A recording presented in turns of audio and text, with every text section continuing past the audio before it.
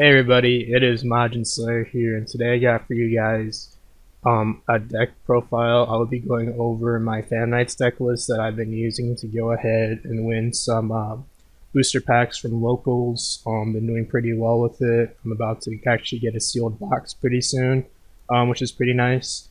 Um, I originally was going to be playing like a Cash Cup tournament this week, but then the tournament organizers said that he would prefer to wait until the new ban list takes into effect, which is going to unfortunately have semi-limited torn skills for some weird-ass reason.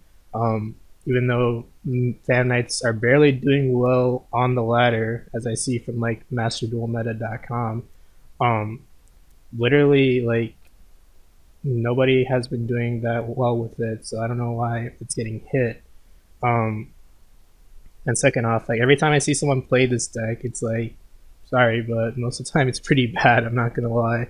Um, but with that being said, I want to go ahead and show you guys what I originally had started off with and how I went to go ahead and change my deck over the past few weeks. So here, I was originally on Tour Guide, since I was like, oh, this Master Duel format has a similar format to last summer, where I actually really liked and had fun with the Tour Guide package alongside with Scarm. But as you guys can go ahead and see here, you know, 2 Tour Guide, 1 Scarm, drafts here, uh, 3 boots, 1 rider gloves, pretty standard Fan Night ratio. Damn, I really don't like how this is organized. um, then for the going second cards, we got the 3 Maxi, 6 Ash, or no, sorry, 3 Ash, 2 Nibiru, just because you can draw it off of Maxi, then 3 Droplets. For the most part, I thought that this deck list worked out okay. You know, I have an 80% chance of seeing it going second card, but the part that I was starting to like find out was when I started to play like in locals was that I really needed to see like a going second card, and like the tour guide, while it does like enable 1 card starter for the deck, I really wanted to see more Fan Night names in order to get like better value out of like droplets, and tour guide is like can conflict a little bit with your normal summons. Granted, it is kind of busted if you do happen to draw her off of one of like your danger monsters effects, since you would actually want to go ahead and use the danger in hand effects are not bad using um, in this format, just because you have a lot of decent draws you can hit off of them, and your only real bricks are like the Graph and Seer. Um, and for generic extenders, so I forgot to go over this: 2 Itelli, 1 Psychic Wielder, 1 Tracker. Some people play double tracker. I don't think that's correct. Literally, you only have like a 5% chance of like, if you see like an E-Telly plus one of the psychics, you only have like a 5% chance of like top decking into like a dead E-Telly slash psych, yeah, dead E-Telly. So really, you don't have to really compensate for that minor confliction. For the most part, my extra deck hasn't been changing that much. I run the Levier Double Break Sword, the Rongo package, Downward Zeus package, Redoer. It comes up in like trap matchups. And then we have the Cherubini, IP Masquerena. Okay, literally in every one of like the Master Duel top meta deck lists, nobody runs this card, and it just baffles me how nobody runs her. I'm just so confused. I mean, like I understand, like you know, you can Rongo Bongo, like I would say half the time, but if you're facing up against like any competitive meta tournament, you're not making Rongo Bongo. They're always gonna hand trap the Rusty, and so you need some kind of alternative to like um, go ahead and make, and you need something that's going to be like very diverse into every matchup. So I really don't get why more people aren't running her. Then we got the Namor Unicorn, Obsidian Climate's Access Code Talker, Rusty, Appaloosa, and then the Underworld Goddess of the Coles World. You mainly go for Appaloosa if you can kind of get the feel slash read that they're going to go ahead and have Nib in hand. and Underworld Goddess just helps out with IP Masquerena when you go ahead and have a wing set up in Graveyard to do a Break Sword pop plus revive off the Torn Scales. So yeah, so this was like my first iteration of the list for Master Duels. And then here is my iteration I use for like playing on ladder slash to like, you know, just get free gems.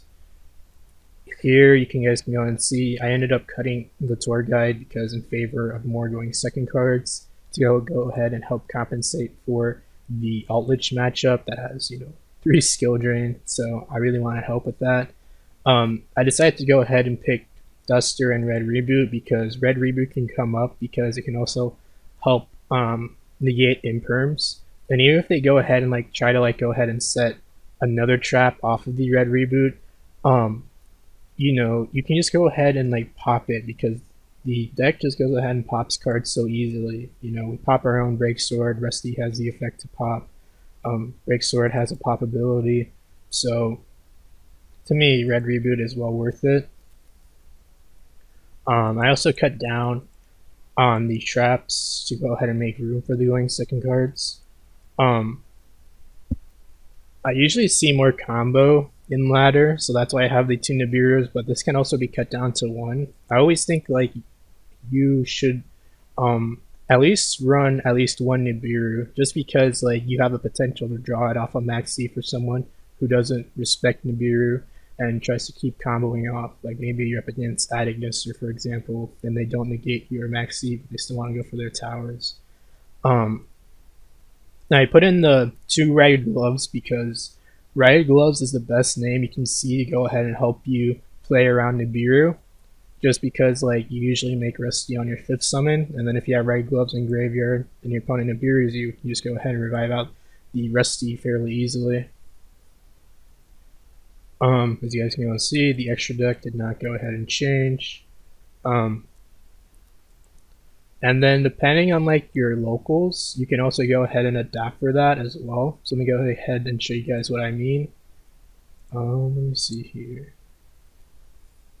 So this is something where I would use if you expect to see like a lot of Tri-Brigade, Dinos, or the Tri-Brigade Dinos and other decks that banish a lot, like maybe D-Link. You would go ahead and main deck Lancia in this scenario, and then go ahead and put in the Cold by the Graves. So as you guys can go to see here, Maxi and Ash Blossom are automatically staples no matter what. I've been liking Called by more in the main deck personally, because like as you guys can see, Maxi is a really big problem for this deck. And so you really want a good counter to Maxi. Now I know like people argue that like but Called by is a hard going first card, but it'll be decent against majority of decks like Tri-Brigade that don't really set up as a degenerate board as Drytron does. And if you're already playing against Drytron, then that's on them if they want to play like a dice roll deck, because Drytron literally cannot play through your board. They don't play that many going second cards because it's literally all gas, and they're not really going to see a going second card against you most of the time. And so if they don't, just go ahead Rongo Bongo the shit out of them. But this is something that I would personally use to also go ahead and like pretty much make their Called by the Grave fizzle, such as like, you know, you maxi them and then you chain Lancia to their Called by the Grave when they try to negate the maxi. And let me go and see here. And as opposed to if you want to go ahead and not play Called by the Grave, but you want to see like a going second card instead, there's also the consideration of Gamma in your main deck. This is something that I've been trying out like on ladder. For the most part, I don't think I would. It's like a very weird toss up, right? Because I did post like a list, I think in one of my other videos, where it showed like the pros and cons of the Gamma package compared to like the Called by. But I think Called by would be the more safer pick, and this is more of a I would say like a high reward, high risk, high reward type of package, because you're not getting the full benefit of like seeing, you know, triple Gamma like you would in the TCG, and also you have to run the brick of a driver, and it really only comes up with if you have good max C bait and they go ahead and chain max you to like your danger effects, so your E-tellies, and maybe if E-telly was at 3, I could maybe see a better argument for it, and the rabbit was also at 3, but this is also something worth experimenting for if you maybe have had bad RNG with Called by the Grave. Let's see here.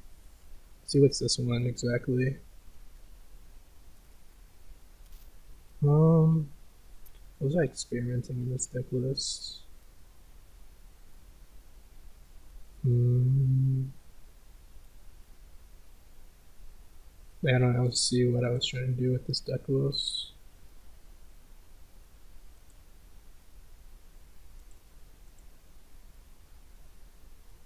But yeah, so that is my deck list for you guys. Also, some decks I recommend if you're going to go ahead and be playing 2 out of 3, but the tournament organizer decides to go ahead and make it to where your side deck is your entire collection, and so pretty much you need to be playing a different archetype at that point, so people don't go ahead and blind Lancia, blind Nibiru's into you. So I recommend you play Sky Striker actually, because it's the opposite of combo plus it's control. So it's gonna take a while to learn. Even I'm not the most proficient with Striker, to be honest, but it's a decent archetype to go ahead and switch into, to avoid the blind side against you, to make a lot of like cards that hurt combo like Nibiru, Lancia be pretty much ineffective against you. I've had a couple practices with this. I've only won a couple matches in locals with this. But obviously because I don't play it that much, and like my locals is best of 1. But there's one option for you guys, and another option I recommend is the Ad Ignister deck. Mainly because like nobody is really gonna blindside Droll against you, because Droll doesn't really do anything against Fam Knights if you use them in your first game. Also, if they blindside Lancia against you, that's not really going to do much. I guess it kind of hurts with the Cyber Wicked combo, but that's really about it. You can still go ahead, use your towers against them, and go ahead and try to like lock them down with your towers, pretty much. Not exactly Rango Bongo. That stops like their normal all their summoning, but it is an unaffected card, so it'll be a bit difficult to out. But yeah, so with that being said, this is pretty much see here. This would pretty much be the deck I recommend if you guys are just like starting out like on the ladder and stuff.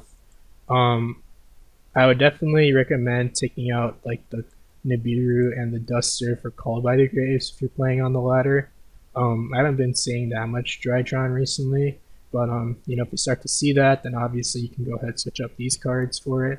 But pretty much I would always recommend to keep Maxi, Ash Blossom, Droplet, and Red Reboot as like your 10 going second staple cards.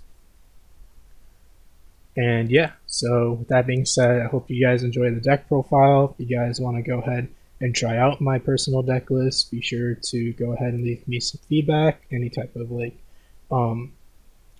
comments in the comment section down below. And yeah, with that being said, I know this deck is a lot of URs, but it's definitely worth it in my personal opinion. You're going to go ahead and once you become proficient with this deck is very well rewarding. After you learn the combos with it, you pretty much like get to know it like the back of your hand. You can pretty much beat majority of your matchups if you have a decent hand, and you just know how to play the game very well. But yeah, so with that being said, hope you guys have a great day. Peace.